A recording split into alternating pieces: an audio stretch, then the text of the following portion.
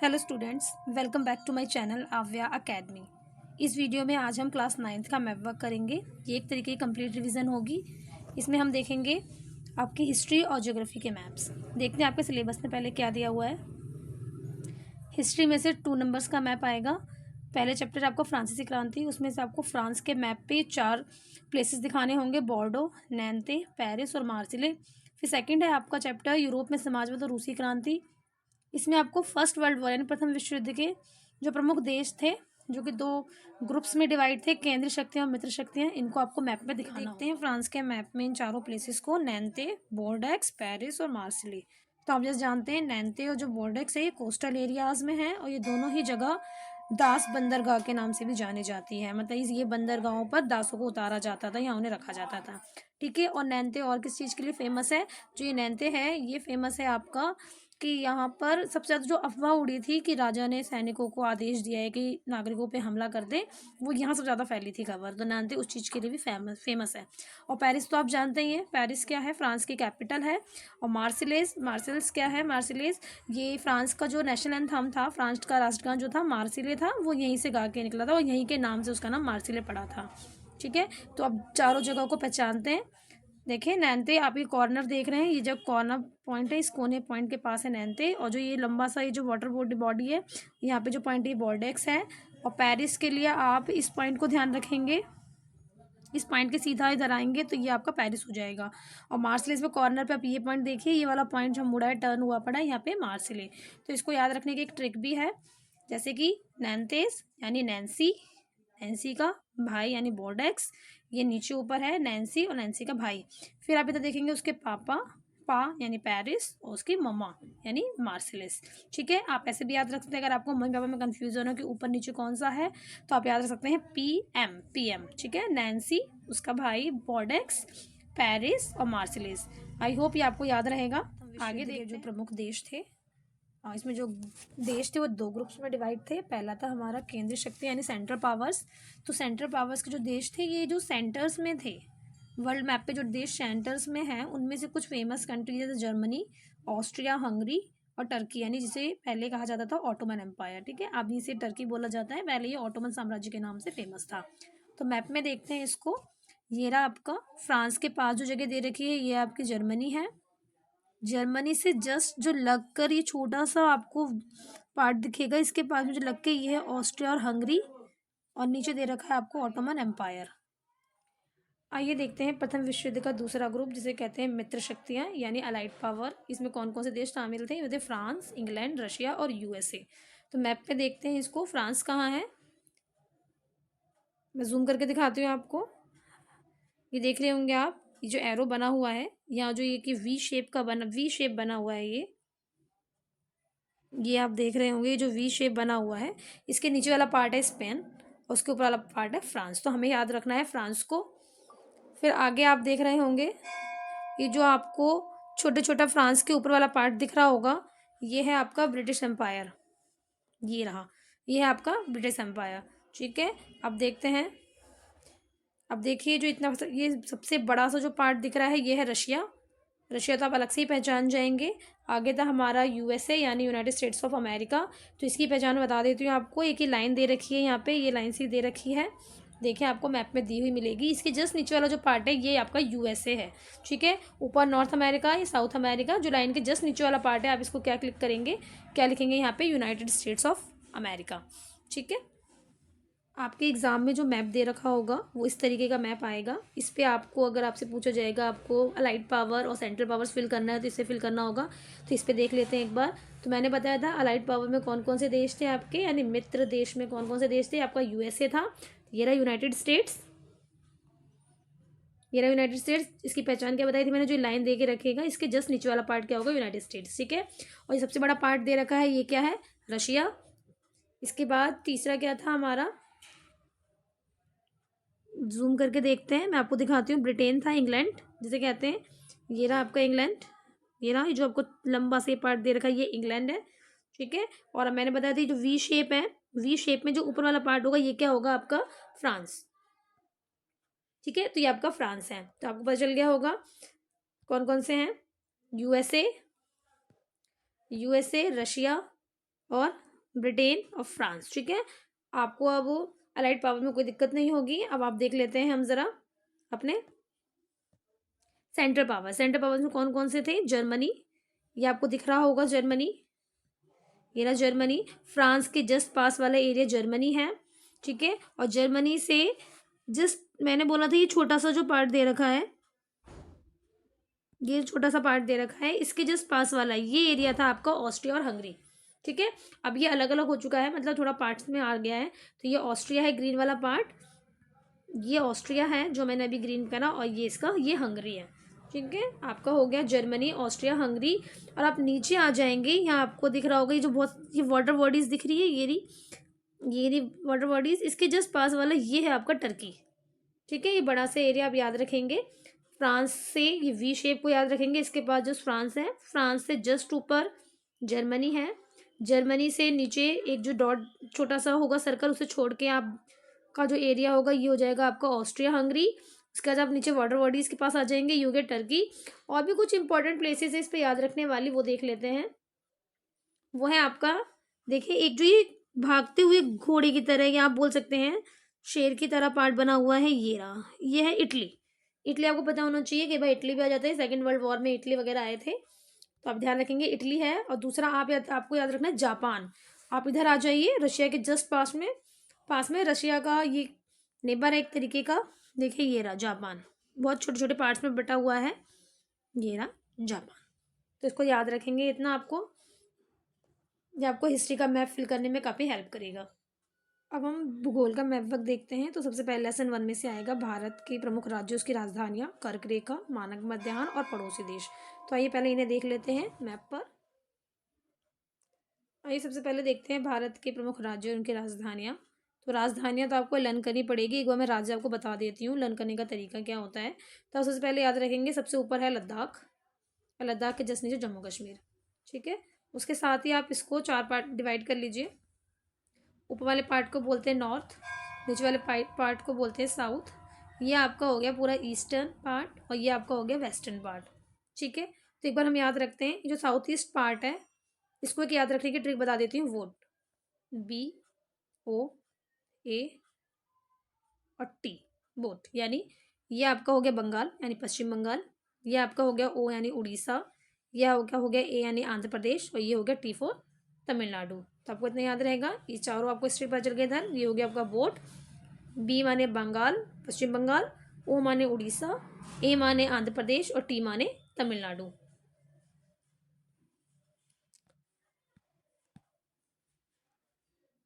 आगे देखते हैं इसका। अब हम करते हैं इसका ये वाला पार्ट। इस वाले पार्ट में आपको याद रखना पड़ेगा, ये हो गया काजू कतली गोवा में। क्या ट्रिक हो गई? काजू कतली गोवा में। ठीक है, काजू यानी के फॉर केरल, फिर के यानी के फॉर कर्नाटक, गोवा आप देख रहे हैं ये छोटा वाला जो पार्ट है ये गोवा है, और M फॉर महाराष्ट्र। ठीक है, तो आपको याद रखना होगा। इस साइड जो मैंने ट्रिक बताई थी वो थी बोट, यानी B फॉर पश्चिम बंगाल यानी Bengal, O for Orissa, A for Andhra Pradesh और T फॉर तमिलनाडु। इधर हो गया काजू कतली गोवा में, यानी के फॉर केरला, के for Karnataka, G for Goa और M फॉर महाराष्ट्र। तो ये चीज़ आपको याद रखनी पड़ेगी। उसके बाद देखते हैं, आपको ये याद रखना पड़ेगा, ये जो शेर के मुंह जैसा बना हुआ है, ये जो शेर जैसा मुंह बना है, ये है आपका गुजरात। ठीक है, और गुजरात का और इंडिया का सबसे बड़ा स्टेट कौन सा है क्षेत्रफल के अनुसार? वो है आपका राजस्थान।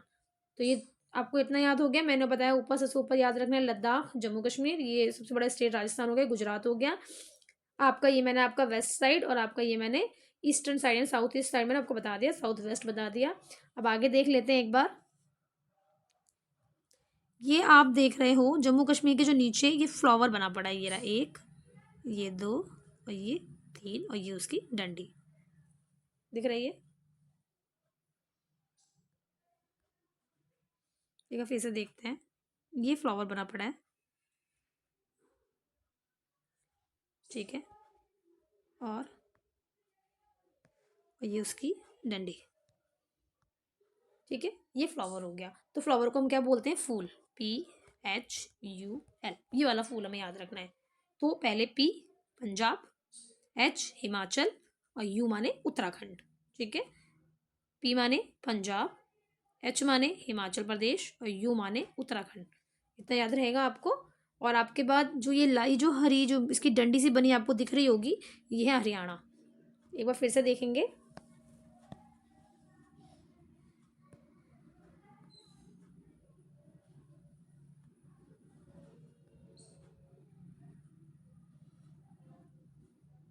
फर्स्ट बट सेकेंड या थर्ड, तो हमें इसे याद रखना है। ये क्या है? फूल, PHUL। P माने पंजाब, ये रहा। H माने हिमाचल प्रदेश यानी ये रहा। और U माने उत्तराखंड यानी ये रहा। ठीक है, और फूल की एक डंडी भी होती है, आपको दिख रही होगी, एक ही डंडी सी डली हुई है, ये रही। डंडी किस कलर की होती है? ग्रीन यानी हरी। तो हरी से हरियाणा, ये याद हो जाएगा आपको इतना। फिर आप देखेंगे ये जो छोटा सा पार्ट हरियाणा के, जो उसमें छोटा सा पार्ट दे रखा है, ये क्या है? ये जो पार्ट दे रखा है ये क्या है? ये है न्यू दिल्ली। ठीक है, न्यू दिल्ली। और फिर न्यू दिल्ली के जस्ट पास है उत्तर प्रदेश। उत्तर प्रदेश से लगते हुए क्या है? बिहार। ठीक है, और आपकी इस मैप पर जो सबसे बीच वाला पार्ट होता है यानी मध्य का पार्ट, मध्य पार्ट को क्या बोलेंगे? मध्य प्रदेश। और ये आपका जो सी हॉर्स टाइप का बना हुआ है, आप देख रहे हो, ये है छत्तीसगढ़। और बिहार और छत्तीसगढ़ के बीच में कौन सा स्टेट पड़ेगा? झारखंड। इतना आपको समझ में आ गया होगा। और ये छोटा सा पार्ट एक ये बना रखा है, ये हमारा सिक्किम। ठीक है, तो एक बार फिर से आते हैं। तो आइए अब देखते हैं ईस्टर्न पार्ट को। ये रहा ईस्टर्न पार्ट। तो इसके लिए मैंने जो ट्रिक बना रखी है वो है अरुण गया असम में, यानी अरुण के नीचे असम हो गया। अरुण गया असम नाग की मणि लेने। ठीक है, अरुण गया असम में नाग की मणि लेने, मजे से त्रिपुरा आकर मेघो बरसोरे मेघा मेघा पे डांस कर रहा था। ठीक है, क्या याद रखेंगे? अरुण गया असम में यानी अरुण, उसके नीचे असम, नाग की यानी नागालैंड, नाग की मणि लेने यानी मणिपुर, और मजे से मिजोरम, मजे से त्रिपुरा में आकर बरसोरे मेघा मेघा पे डांस करने लगा। तो इस तरीके से आपको ईस्टर्न एरिया समझ में आ जाएंगे। आप इस वीडियो को बार बार बैक करके देख सकते हैं ताकि आपको ट्रिक समझ में आ जाए। तो इससे आपको स्टेट सारे समझ में आ गए होंगे कि कौन कौन से स्टेट्स हैं, उसको याद करने का तरीका पता चल गया होगा। एक दो स्टेट आपको याद रखने पड़ेंगे, बाकी सब ऐसे ट्रिक्स से आपको याद हो जाएंगे। जब आप बार बार प्रैक्टिस करेंगे तो उससे आपको समझ में आ जाएगा। तो देखते हैं भारत के एक पड़ोसी देश। तो हम जिनके साथ लैंड बाउंड्री स्टेट शेयर करते हैं, ऐसे 7 कंट्रीज़ हैं हमारी। Number 1 Pakistan, number 2 Afghanistan, number 3 China, number 4 Nepal, number 5 Bhutan, number 6 Myanmar, number 7 Bangladesh. और सबसे ज़्यादा लैंड बाउंड्री किसका शेयर करते हैं? वो है बांग्लादेश। और सबसे कम किसका शेयर करते हैं? वो है अफगानिस्तान। और 2 हमारी वाटर बॉडीज़ के साथ भी हम शेयर करते हैं। एक है आपका श्रीलंका, और एक आपका, ये आपको दिख नहीं रहा होगा इसमें, लेकिन यहाँ एक छोटा सा पार्ट दे रखे डॉट डॉट डॉट डॉट से ऐसे, तो ये है आपका मालदीव। ठीक है, तो हमने भारत के पड़ोसी देश भी समझ लिए कौन कौन से पड़ोसी देश में। देखते हैं कर्क रेखा के बारे में। एक कर्क रेखा है आपकी, अगर इसका मैं पूछूं कि क्या है, तो ये 23.5 डिग्री पे है, 23.5 डिग्री नॉर्थ, इसे बोला जाता है कर्क रेखा। और ये भारत को 2 पार्ट्स में डिवाइड करती है, जैसा कि आपको दिख रहा होगा, ये रही आपकी रेखा, कर्क रेखा आ रही है, ये आ रही है आपकी कर्क रेखा। ये भारत को ऑलमोस्ट 2 पार्ट्स में डिवाइड करती है, इक्वल इक्वल।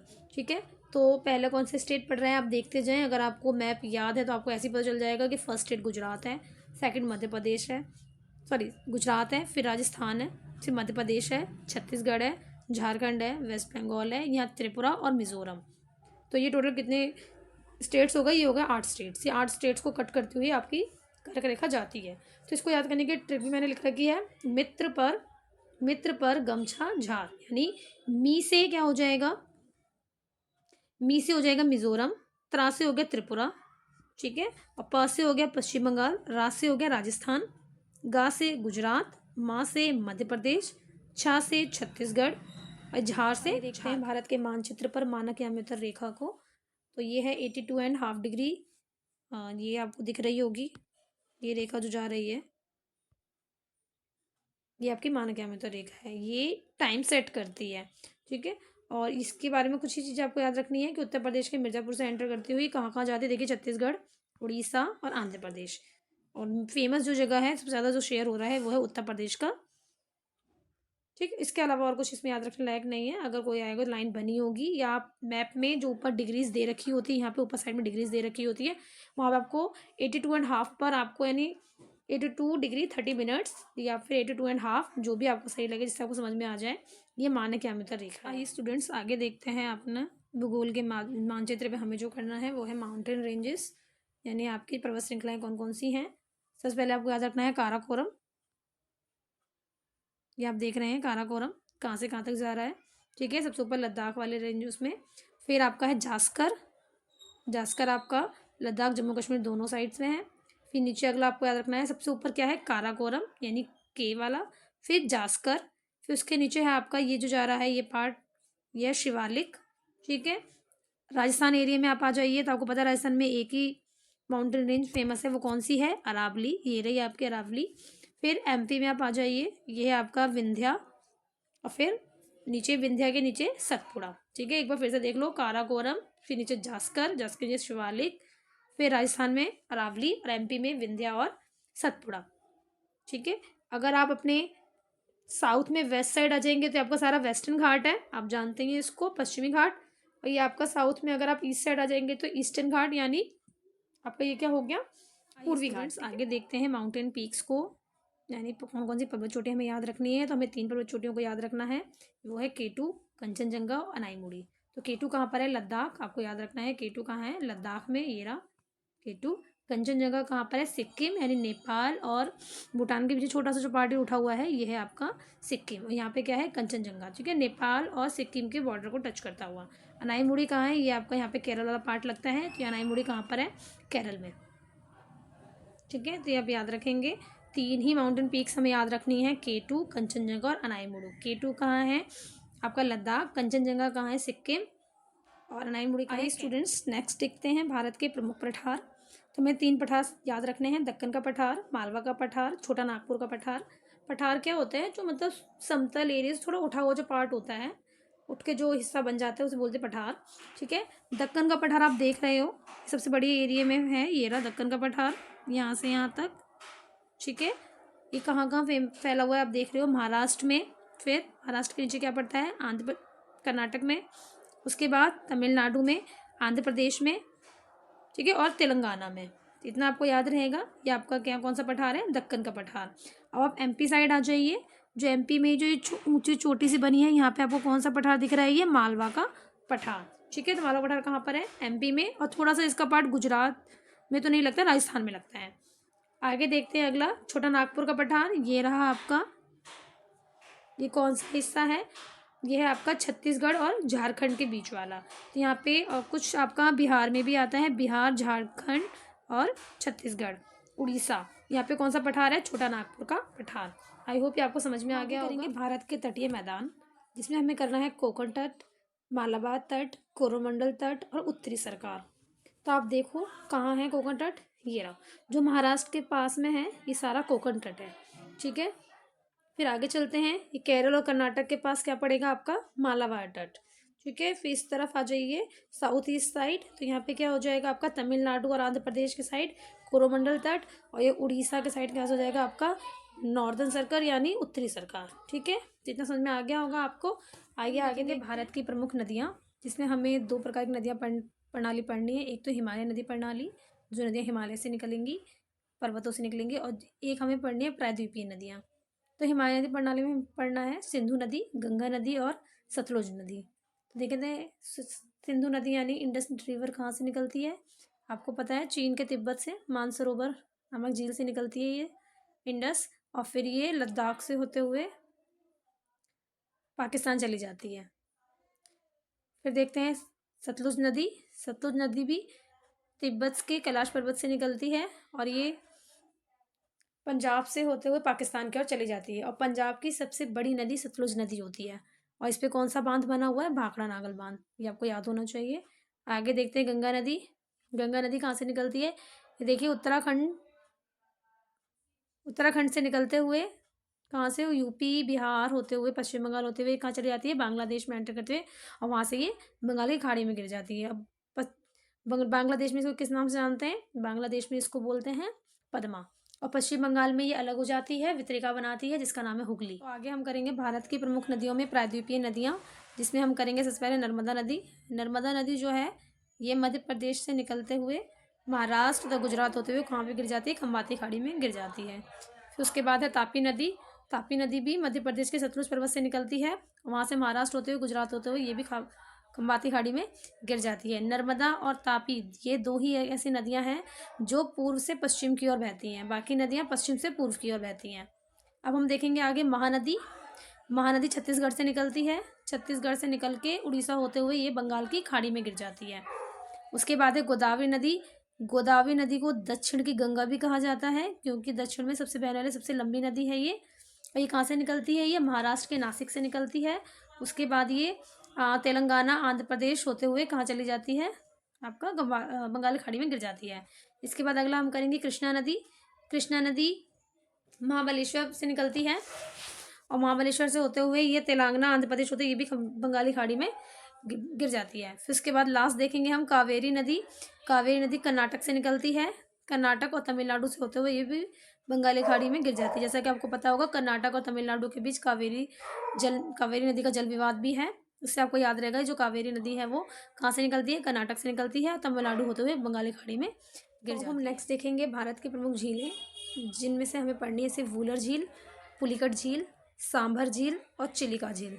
ठीक है, वूलर झील कहाँ पर है, आप देख रहे हैं वूलर झील कहाँ है, जम्मू कश्मीर में।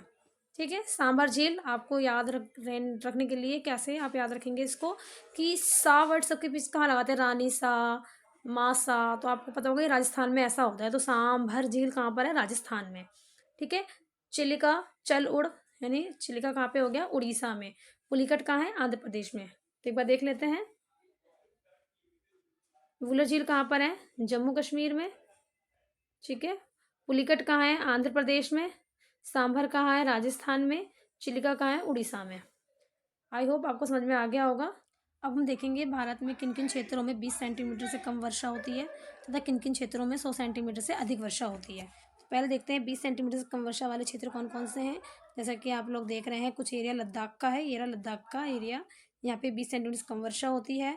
कुछ पंजाब का हिस्सा है और कुछ राजस्थान का उत्तरी हिस्सा है। ठीक है, यहाँ पे क्या होती है, 20 सेंटीमीटर से कम वर्षा होती है। 100 सेंटीमीटर से अधिक वर्षा कहाँ पे होती है, ये आपका पश्चिमी घाट के साइड 100 सेंटीमीटर से अधिक वर्षा वाला क्षेत्र है, आपका असम साइड और आपका ये मेघालय साइड। मेघालय में आपको पता है माउसेन में सबसे अधिक वर्षा होती है।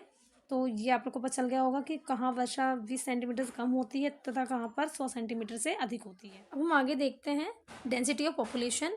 इसमें सभी स्टेट्स के हमें डेंसिटी पता होनी चाहिए, यानी जनसंख्या घनत्व पता होना चाहिए किस स्टेट का कितना जनसंख्या घनत्व है। लेकिन आपका एग्जाम पॉइंट ऑफ व्यू से जो मेन है वो है आपका हाईएस्ट पॉपुलेशन डेंसिटी और लोएस्ट पॉपुलेशन डेंसिटी। तो हाईएस्ट पॉपुलेशन डेंसिटी यानी सबसे अधिक जनसंख्या घनत्व कहाँ पर है, बिहार में है।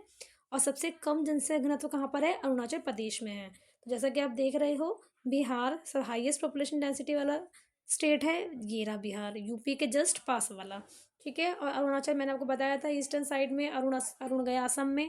तो सबसे पहले क्या आता है, अरुणाचल प्रदेश। तो ये क्या है, लोएस्ट पॉपुलेशन डेंसिटी, इसका मतलब ये सबसे कम जनसंख्या घनत्व वाला राज्य है। आई होप आपको समझ में आ गया होगा। आई होप आपको सब कुछ समझ में आ गया होगा। लेकिन एक बार देखने से आपको समझ में नहीं आएगा, तो मैं यही कहूँगी कि एक बार इसको आप सुबह उठकर और फिर सोते टाइम भी देख लें, और एग्ज़ाम में जाने से पहले भी इसे एक बार आप देख लेंगे। अगर आपको ये वीडियो पसंद आए तो प्लीज़ लाइक शेयर सब्सक्राइब ज़रूर करें। Thank you.